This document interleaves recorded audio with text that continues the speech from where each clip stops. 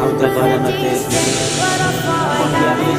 এখন লিখে আছে। এখন এই মানুষটা যে বিজনেস করে থাকছে, যারা শরীর রেখে ভালো শরীর রেখে এটা ভিক্ষা করে থাকছেন। ভিক্ষা করা একটা বহুত বড় নিন্দনীয় কাম, বহুত খারাপ কাজ।